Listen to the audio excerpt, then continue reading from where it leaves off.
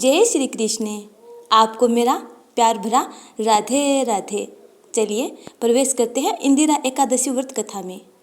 एक बार धर्मराज युधिष्ठिर भगवान श्री कृष्ण से कहने लगे, हे भगवान, आश्विन कृष्ण एकादशी का क्या नाम है, इसकी विधि तथा फल क्या है, सो कृपा करके मुझसे कहिए। भगवान श्री कृष्ण कहने लगे कि इस एकादशी का नाम इंदिरा एकादशी है।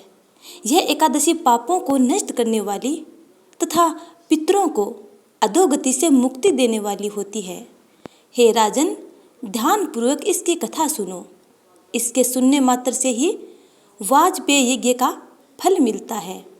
प्राचीन काल में सतयुग के समय में महिष्मती नाम की एक नगरी में इंद्रसेन नाम का एक प्रतापी राजा धर्मपूर्वक अपनी प्रजा का पालन करते हुए शासन करता था।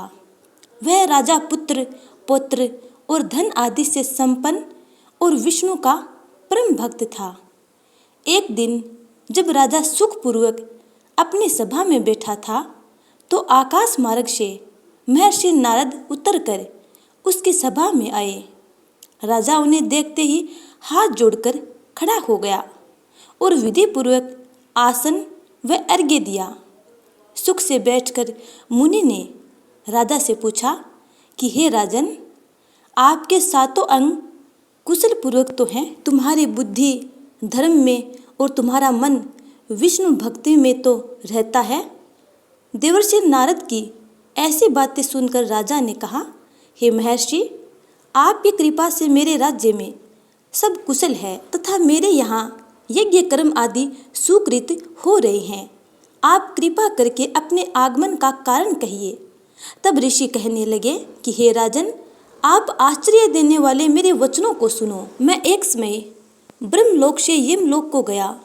वहाँ श्रद्धापूर्वक यमराज से पूजित होकर मैंने धर्मशील और सत्यवान धर्मराज की प्रशंसा की। उसी यमराज की सभा में महान ज्ञानी और धर्मात्मा तुम्हारे पिता को एकादशी व्रत भंग होने के कारण देखा। उन्होंने संदेशा दिया, सो मैं तुम्हें कहता हूँ। उन्होंने कहा है कि पूर्व जन्म में कोई विघ्न हो जाने के कारण मैं यमराज के निकट रह रहा हूँ। सो हे पुत्र, यदि तुम आश्विन कृष्ण इंदिरा एकादशी का व्रत मेरे निमित्त करो तो मुझे स्वर्ग की प्राप्ति हो सकती है। इतना सुनकर राजा कहने लगा कि हे महर्षि, आप इस व्रत की विधि मुझसे कहिए।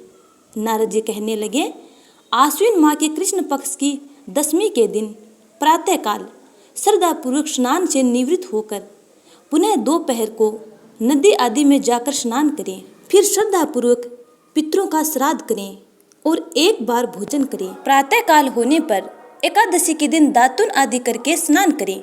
फिर व्रत के नियमों को भक्ति पूर्वक ग्रहण करता हुआ प्रतिज्ञा करें कि मैं आज संपूर्ण भोगों को त्याग कर निराहार एकादशी का व्रत करूँगा। हे अच्युत, हे पुंडरीकाक्ष, मैं आपकी शरण हूँ, आप मेरी रक्षा कीजिए। इस प्रकार नियम पूर्वक शालिग्राम की मूर्ति के आगे विधि पूर्वक श्रद्धा करके योग्य ब्राह्मणों को फलाहार का भोजन कराएं और दक्षिणा दें। पितरों के श्राद्ध से जो बच जाए उसको सूंघ कर गौ को दें तथा धूप, दीप, गंध, पुष्प, नैवेद्य आदि सब सामग्री से ऋषिकेश भगवान का पूजन करें। रात में भगवान के निकट जागरण करें। इसके पश्चात द्वादशी के दिन प्रातःकाल होने पर भगवान का पूजन करके ब्राह्मणों को भोजन कराएं। भाई, बंधुओं, स्त्री और पुत्र सहित आप भी मौन होकर भोजन करें।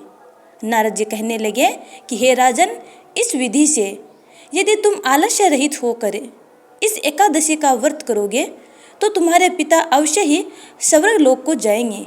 इतना कहकर नारद जी अंतर्धान हो गए। नारद जी के कथनानुसार राजा द्वारा अपने बांधुओं तथा दासों सहित व्रत करने में आकाश से पुष्प वर्षा हुई और उस राजा का पिता गरुड़ पर चढ़कर विष्णु लोक को गया। राजा इंद्रसेन भी एकादशी के व्रत के प्रभाव से निष्कंटक राज्य करके अंत में अपने पुत्र को सिंहासन पर बैठाकर स्वर्ग लोक को गया। हे युधिष्ठिर, यह इंदिरा एकादशी के व्रत का महात्म्य मैंने तुमसे कहा।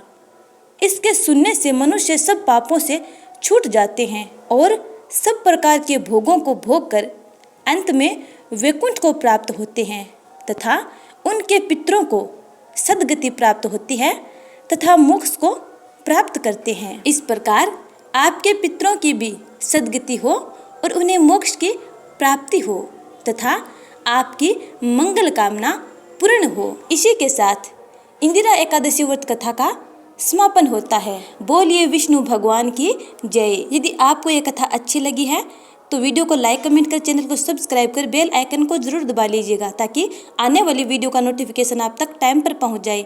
अगले वीडियो का इंतजार करना। तब तक के लिए जय श्री राधे।